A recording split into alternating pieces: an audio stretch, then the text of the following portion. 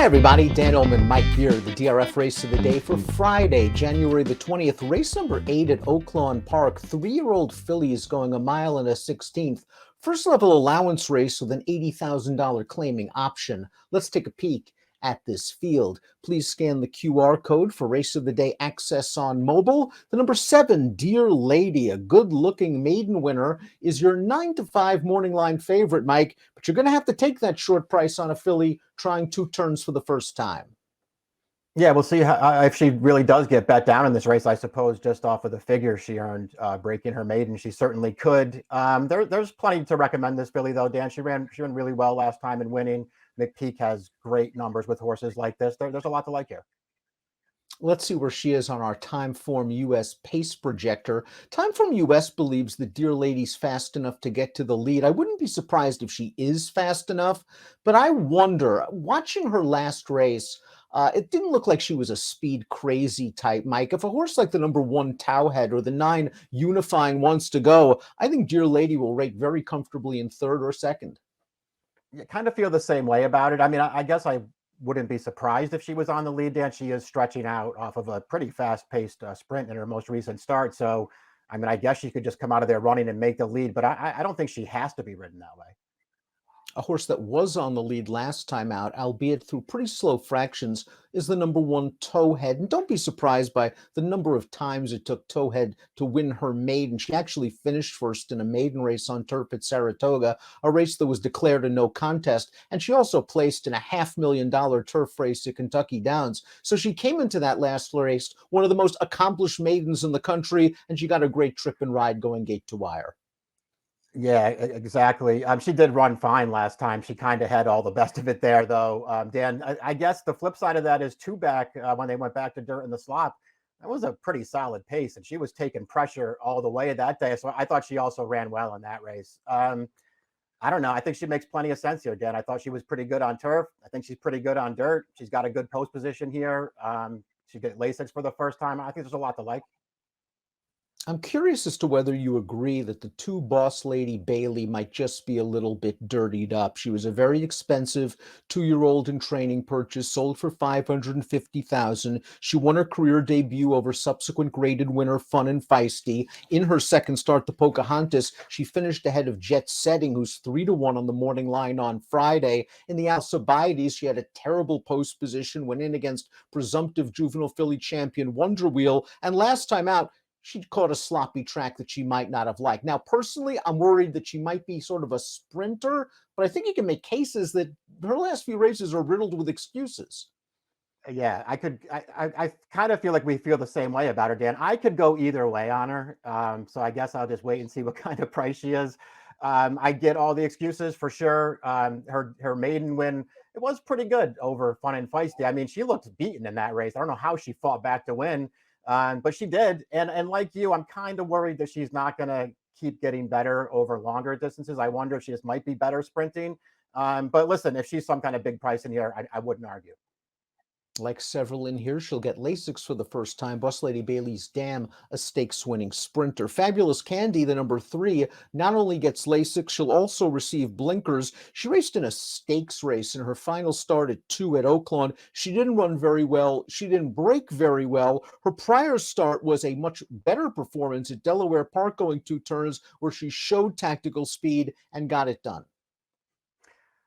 Yeah, I mean, I guess, the race Two-Back, I guess you could just look at it and say she's got, it gives her some kind of a chance in here, Dan. Man, she was awful last time. I know it was a stakes race, and maybe there's some kind of an excuse that just isn't there in the running line, but she never picked her feet up. The number 4 is Gold Blooded. Big price on the morning line at 20-1. She won a high-level maiden claimer 2 starts back at Churchill Downs sprinting, but her first start against winners just wasn't a very good effort. She was bet down to 7-1. She was wide, but she really never picked up her feet. Now she's going to stretch out. Maybe we'll see more tactical speed from her here. Yeah, maybe their only chance here is to get aggressive with her and just kind of see what happens. Based on what she's done in her first 4 starts, it just looks like she's in way over her head here. A horse that doesn't have much tactical speed, doesn't have much speed at all, is the number 5, Demi. And Demi is hoping our Timeform US pace projector is right in that the red bar scenario, a fast pace does play out. She came from out of it to win her debut sprinting at Remington Park, and then she ran an okay second at big odds in this race, the Trapeze Stakes. And this was a race where she was outrun early. The pace was fast, however. She came with a 4 wide bid in the stretch, and she's going to get up to be second behind an odds-on winner that got a much better trip from a ground-saving perspective. Yeah, that's true. I mean, I think it's certainly fair to point that out, Dan. I personally didn't think Demi was winning this race either way, even if you switched the trips. But certainly the winner got through on the rail while Demi had to come to the outside. So maybe it made some kind of a difference. I think it's also worth noting that even in that debut, it may not look like a fast pace on paper. She had a great setup that day when she won. Listen, I think she's another horse who's not that hard to make a case for in here, Dan, especially at the 10-1 morning line. I can't say that I loved her, but she's certainly a contender. The 6 is Jet Setting. This is a daughter of Union Rags out of a graded stakes winning sprinter going out for Brad Cox and Martin Garcia. Debut winner going a mile at Ellis Park. She then ran in the Pocahontas. Maybe that was a little bit of too much too soon in the first start against winners. Interesting, they put her on turf last time out. She ran well. Now she's back on the main track with Lasix on.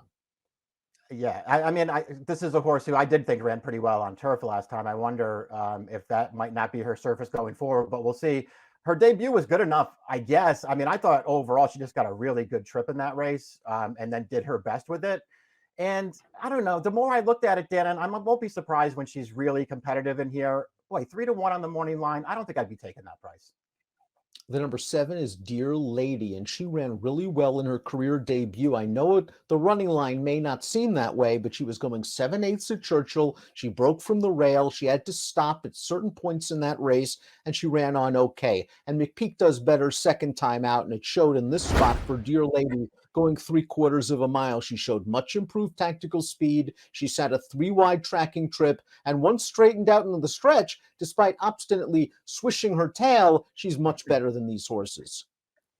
Yeah, exactly. I mean, listen, she just took a big step forward in here, and I like the way that she finishes this race off at the end, despite the tail swishing there in the late stages. I really like this performance. I'm with you on her debut. It's a much better performance than it looks, and she just really appeared to need that race more than anything else. And as I was sort of referencing in the open, Dan, you can look up McPeak in Formulator, last out maiden winners on dirt, stretching out from sprint to route. It's not a big sample, but it's a really impressive stat for McPeak. These horses all run, and they do it at prices. Easy to access that information in your free Formulator past performances. Just click on the trainer's name. Thoughts about the pedigree for Dear Lady? Any concerns about the pedigree stretching out? I mean, I wasn't initially. I was actually. So when I looked it up, though, all of those sort of concerns sort of went away. Dan, Lord Nelson, surprisingly good with his dirt route runners, and there's plenty of distance on the bottom of this pedigree. And of course, if you click on the side or dam in your free Formulator past performances, tons of pedigree information. Key to Success is up next. This horse was claimed 2 and 3 starts back, and the first start for the new barn, a solid second against 2 life optional claimers, turning all the way back to 5.5 furlongs. Now, she's been effective sprinting. She's been effective going long. She's a little bit light on figures, but at this point of these young 3-year-old fillies' careers, they can jump up at any point. She's a horse at a price you can consider.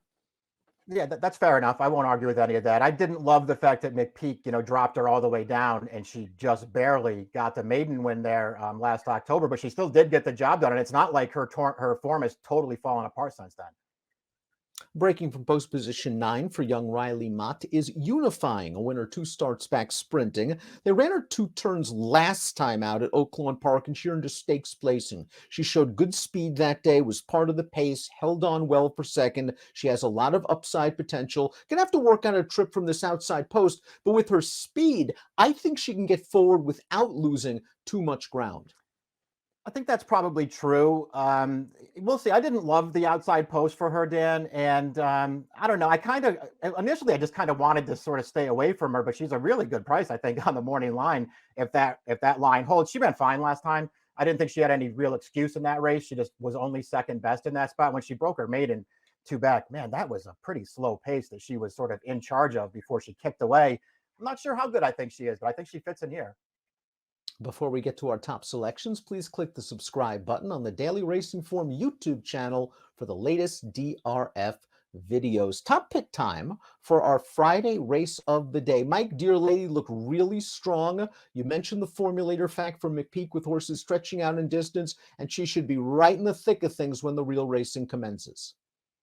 Yeah, I guess, Dan. Listen. I had a really, really hard time sort of falling for anybody in here. I guess there's an argument to be made that you don't want the favorite, and maybe she'll be the favorite in here. But I like both of her races, and I didn't really like anyone else. I think she's doubtlessly a strong contender in here. She's my second pick. To me, at 10-1 on the morning line, that's a little bit too attractive for me to pass up on. I thought she ran well enough in her second lifetime start, first time routing in that stakes race against that odds-on favorite. I'm hoping this pace is solid, that she can come with a late run again. 7-1-2-9 for Mike, 5-7-9-1 for me. Your Friday race of the day, the 8th at Oaklawn Park. Good luck.